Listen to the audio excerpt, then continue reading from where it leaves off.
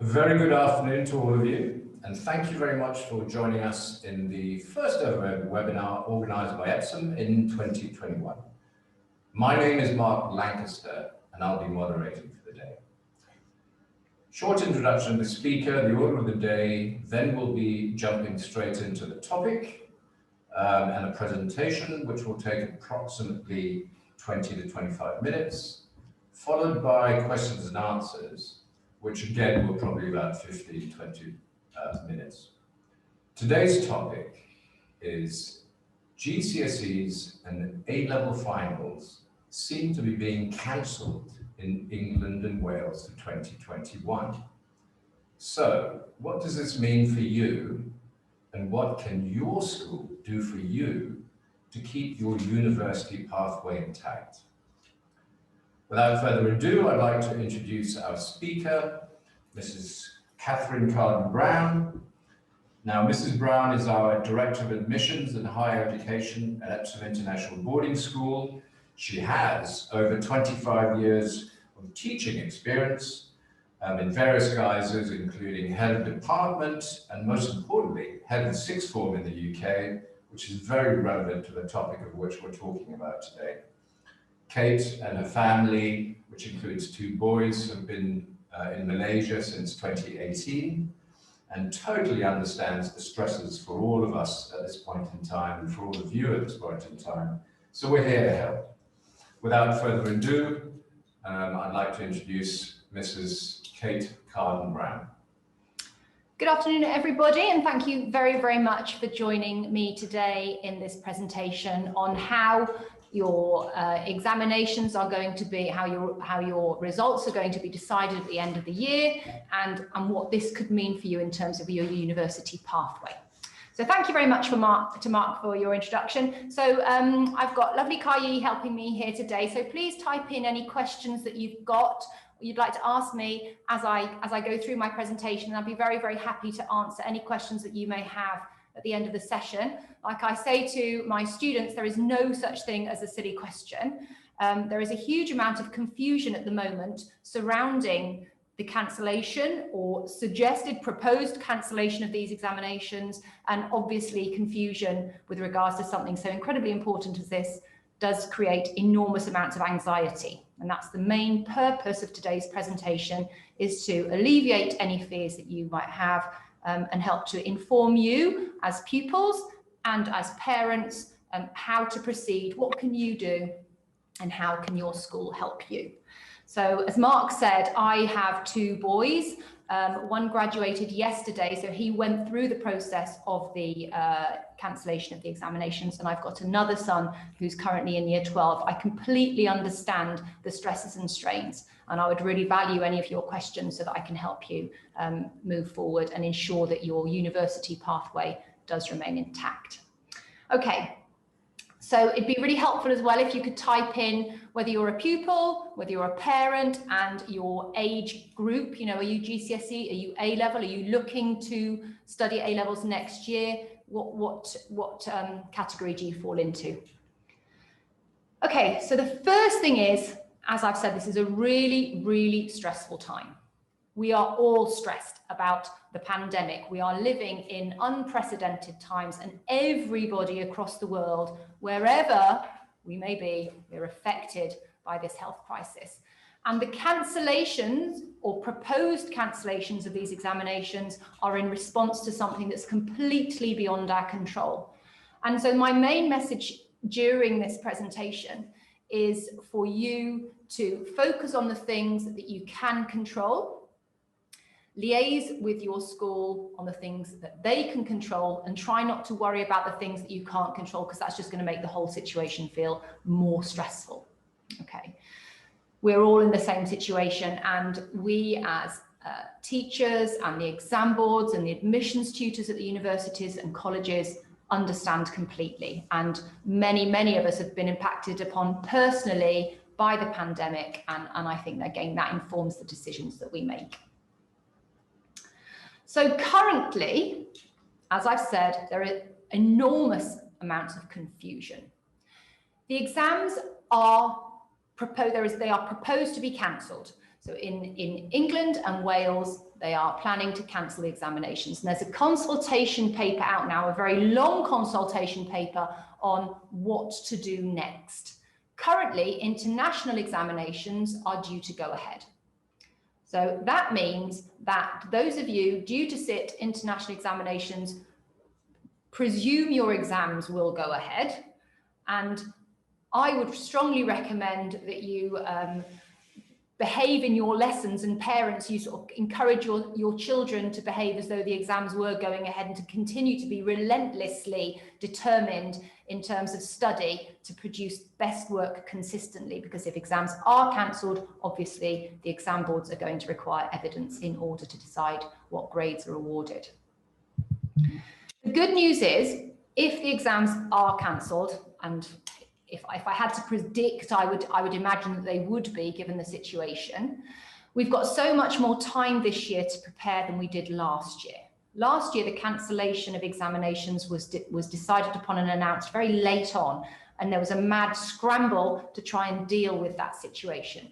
This year, we know that there are very likely going to be changes made to the examinations, whether they be cancelled or whether they be there's some sort of an adaptation to those examinations, and we've got time to plan and prepare.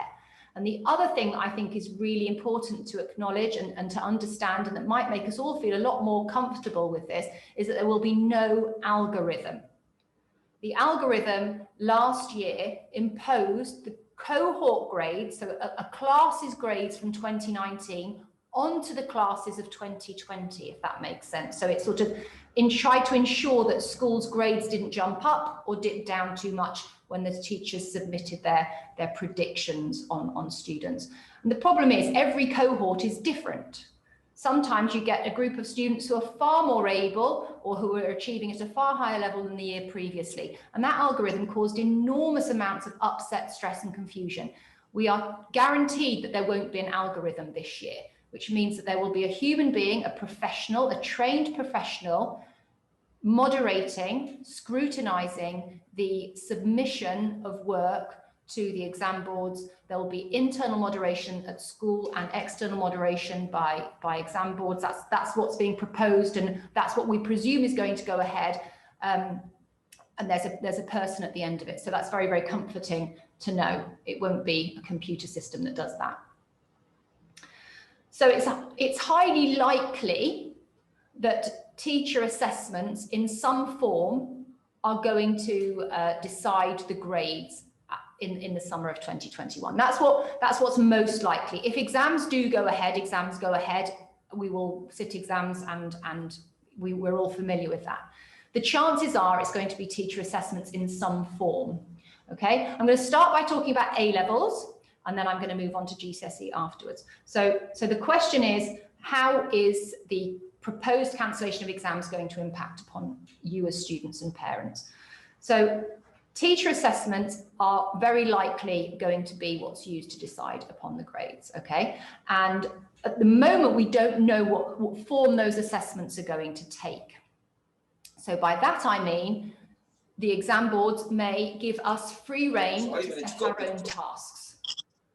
All of us as teachers will follow a syllabus. Yeah, I would ask. Certain topics we have to cover on that syllabus.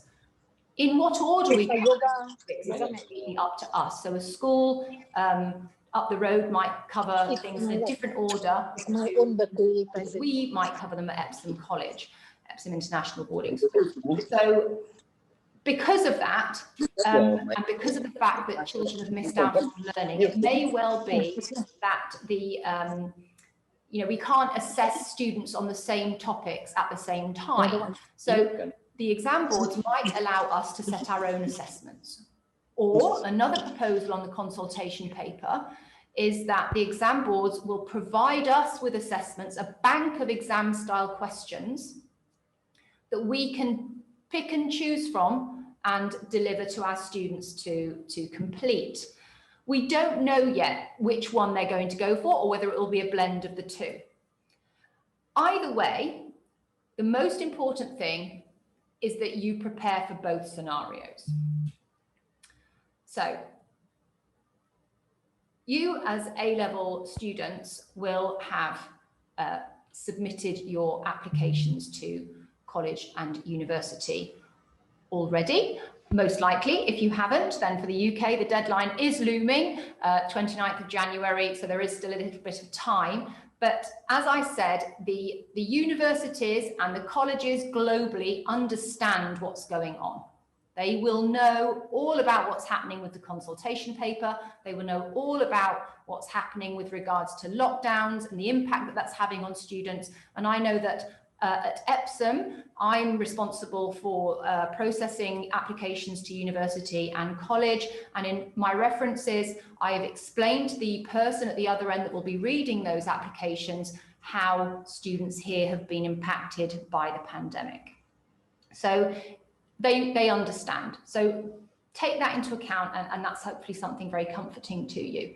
Similarly, if you're thinking about what you can do to keep your university pathway intact and your family is impacted upon, or your area, your school is impacted upon by the pandemic, it's really important that you take some action to let the university know. And that could be done directly to the admissions tutor, or it could be done via the equivalent of me in your school. So if you're at Epsom, you would come to me and let me know, or I would probably have found out from the pastoral team here if there were issues, and then I could inform the university and the admissions tutors of what's going on, and that would be taken into account if there was a dip in your grades, for example, or your exam outcomes weren't as predicted, and they would take that into account. What else can you do to ensure that your university pathway is intact? Well, as you all know, there are lockdowns everywhere, which means people are having to work from home. There's been a 15% increase in applications to study engineering and maths and science in the London universities, for example. So that increase of 15%, probably due to the fact that lots of people deferred last year and didn't decide to go to university last year. That increase has caused an enormous backlog. And then coupled with that, then we've got admissions tutors having to work from home, having to supervise their children's online learning, maybe having to look after family members, etc. There is going to be a scramble probably at the end to process applications. So it's really important that you keep an eye on your emails, pupils, and that parents, you encourage your children to keep checking their emails, and if they've applied to the UK, that they check their UCAS track account and that they respond promptly. Very often, I know from my own experience, my children don't always check their emails, and then suddenly it'll be, Mum, I haven't done this and I've got to do this, or I will find out from something popping up on my screen that the university is expecting a response within a certain amount of time. So it's really very, very important that all emails are responded to, because if there's a cutoff point, there's not really any wiggle room. If they say to respond within 5 days to something, you need to respond within 5 days. America, Canada, they will be looking for your continued progress.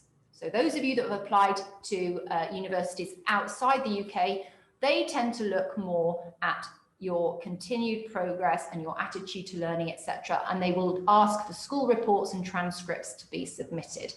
So to maintain that pathway, it's very important that you keep working very, very hard with your teachers so that your reports and your transcripts make reference to your continued engagement with your studies and that you're maintaining your standard. Regardless of what happens, if the exams go ahead, of course you should continue to do your best. If the exams don't go ahead and we have to submit evidence, it's really important that you are absolutely engaged with absolutely every lesson, that you do your best in every single piece of work, and that everything is submitted, and that when you get that work back, you go through your marked work pupils. Parents encourage your children to do this to improve on your previous best. If you want to get the best outcomes at the end of the year via teacher assessments, which may well then be moderated by an external body, there has to be a bank of really, really good evidence to support the prediction made. So whereas I know when I was young, I left my revision till the last minute, I knew my exams were going ahead and I thought, oh, it's okay, I'll revise at the end. If the exams are cancelled and if we need to provide evidence of our best work, it will need to be over a sustained period. You can't just hand in a couple of pieces at the end. It will be requested, that work will be requested, I would envisage around May kind of time, and they will want to have evidence of lots of different skills. Okay, lots of different types of question. So as students, make sure that you're engaging with everything that you're given.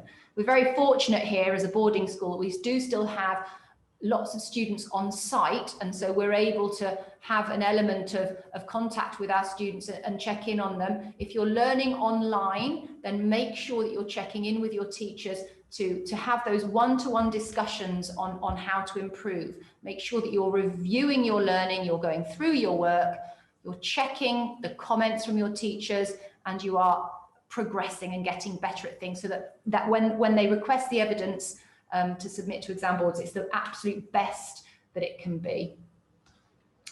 Okay, so what can you do to ensure the best outcomes at A-level? So again, just building on what I've just said about submitting your best work, you're obviously going to engage fully, but to be really strategic, be familiar with your syllabus. If you're going to have to submit work for moderation, it's kind of an opportunity in a way, really, because you can plan ahead. If you know your syllabus very, very well, and you know what the mark scheme is, you've got time now to really build on that. Discuss your progress with your teachers. How could you improve? Very often, when you look at the mark scheme, the key words on the next mark, the next sort of grade up on that sort of grade ladder, will include some key words. So to progress from a C to a B, or from a B to an A, there are key words in there, such as analysis, or consistent. Consistent is one of the words that will appear in an upper grade boundary. Consistent and sustained, coherent. So please take time to go through your mark scheme, ideally with a teacher, and think about where you're at now, what grade you're on now and why, and how could you move that up? What could you put into your next piece of work? Maybe you could redraft work. Okay, look at the marking, discuss with your teacher, redraft it, build on what you've got previously. And like I said, sometimes it's just a small tweak to move up that grade boundary. It might be that your essays lack analysis. Maybe they're not coherent and they haven't got a logical progression. So by virtue of planning more carefully, you might be able to move up that grade boundary. If you're a maths student, maybe you're not showing you're working out. It can be a little thing that can have a big impact. Be proactive and share any concerns that you might have. That's what we're here for as teachers, is for you to talk to us and for you to share your concerns with us so that we can help you get better. We are here to support you along your journey. And if you don't share your concerns with us and you don't ask us, then we might not know what you're struggling with. So if you are struggling with why you're at a certain grade and you don't know how to improve, do have that conversation. Okay. So what can your school do? We've talked about what you can do as pupils and parents. Sorry that I'm kind of talking to your pupils more than you there, but that's hopefully an idea of what you should be seeing happening at home. What can your school do to maintain your university pathway? Well, if in the likelihood that the exams are cancelled, your school will need to be providing you or your child, if you're a parent, with opportunities to demonstrate your best work in a range of guises. So it's essays, exercises, ideally some timed activities, ideally under exam conditions type activities. So there's a range of things, a range of learning styles and styles of delivering work to be assessed. Your school should be gathering data and evidence to make the best case for predictions. At Epsom, we're being very proactive now. We went through last year, it was very, very stressful. It was stressful for all schools. So this year we're already acting as though the exams are going to be cancelled, so that all of our students in year 13 and in year 11 have got data that's already been collected on them and evidence should that be requested by an exam board. So your school should be providing you with a range of opportunities to demonstrate your skills in the subject, and that demonstrates specific aspects of the syllabus and the mark scheme. What can your school do? Again, should be talking to you, engaging with you, letting you know of any developments as they are made. I mean, the moment, like I've said, it's very uncertain, but as soon as we do know, we will be telling you.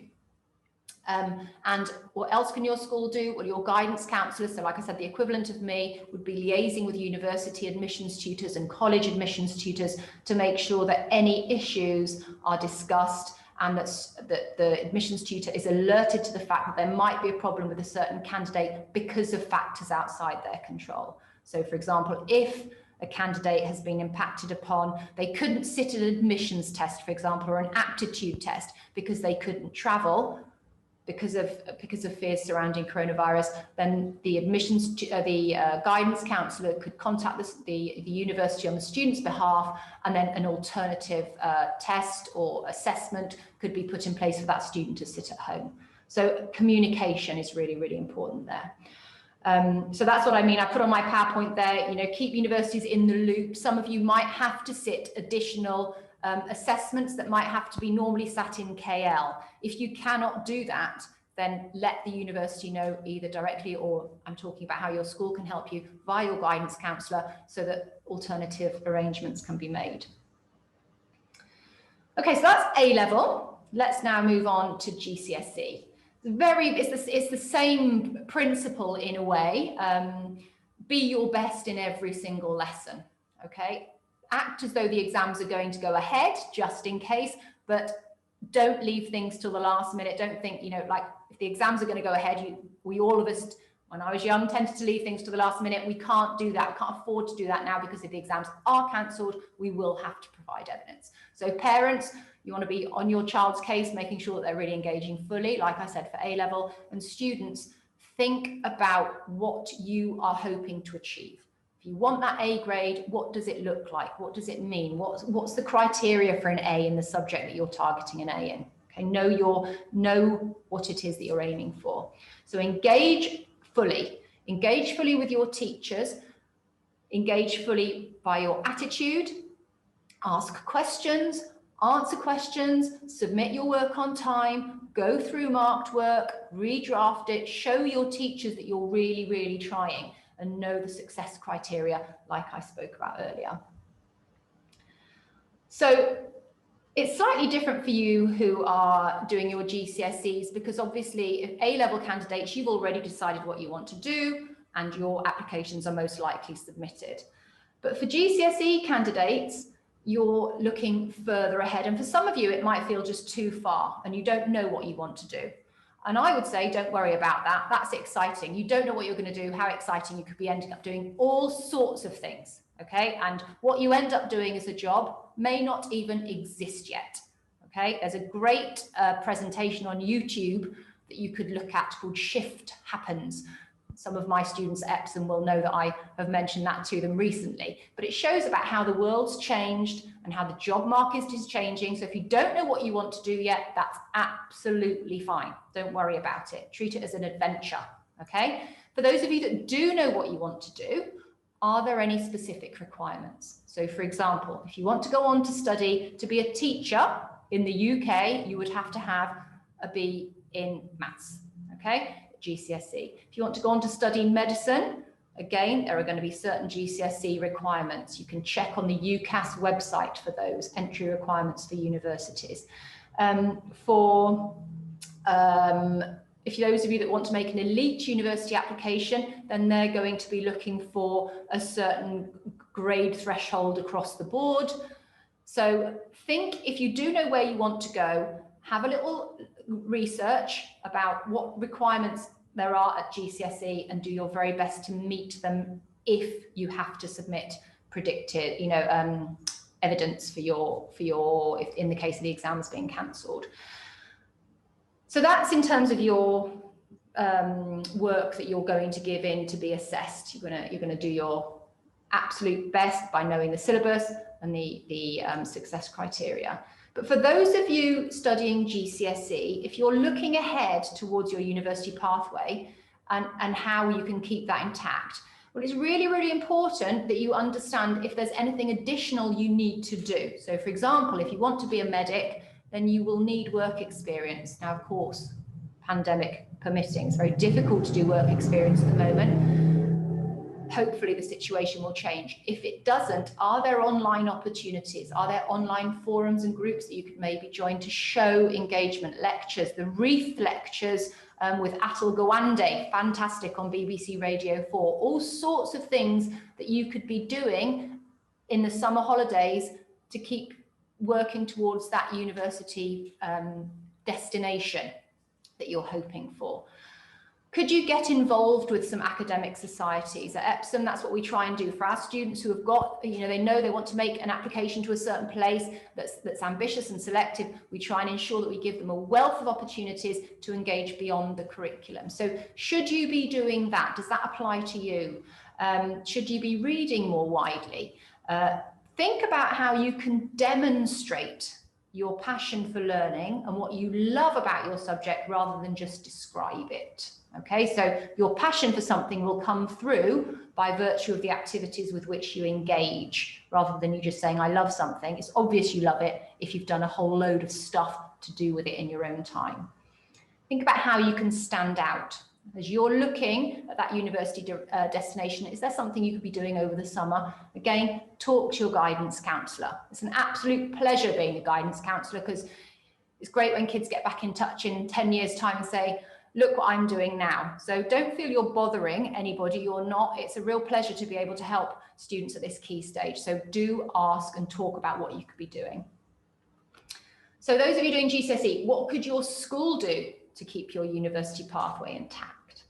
So I would argue that your school, if there is a specific university pathway you're looking at, you need to share that with your school for your school to be able to help you with it. So bear that in mind, okay? But in terms of the grades and ensuring you get the best possible outcomes, well, your school should be delivering excellent lessons to you.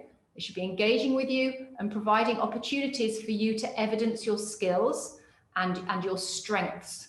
They should be providing all sorts of learning opportunities where possible, where you're answering questions, maybe writing essays, timed tasks, under exam conditions where possible, and supporting you in that. They will be looking at predicted grades. You should be having conversations about where you're at and how you could get better. Your school should be keeping a record of the activities that you engage with. Okay, for those of you targeting those higher end universities, where do you want to go? What do you need to do? And is there evidence of you having done that? So when you come to make your application, your school can work with you, your guidance counsellor can work with you, and they know how much you've engaged. Can they guide you with any activities over the summer? And then obviously they will support you when you come to make that application. But I do appreciate, for those of you doing GCSE, that feels like a very long way away at the moment. Okay, so I've talked for a long time. I hope I've been clear. So to sum up, these are my conclusions. I think it's true for anything in life. It's like the serenity prayer, where you're granted the wisdom to deal with the things that are within your control, and to have the wisdom and the serenity to accept the things you can't. Focus on the things, pupils focus on the things that you can control. Parents focus on the things that your children can control. Try not to worry about all the other things. Let the school deal with the things that the school can deal with, and you deal with the things that you can deal with, and everything else we just have to treat as, we can't change that situation. The exams might be going ahead, but we need to plan for in case they don't. Communication is key with your teachers, with your admissions tutor directly or via your guidance counsellor. A-level candidates, check your emails, check your UCAS track, make sure that your transcripts, etc., reflect your engagement.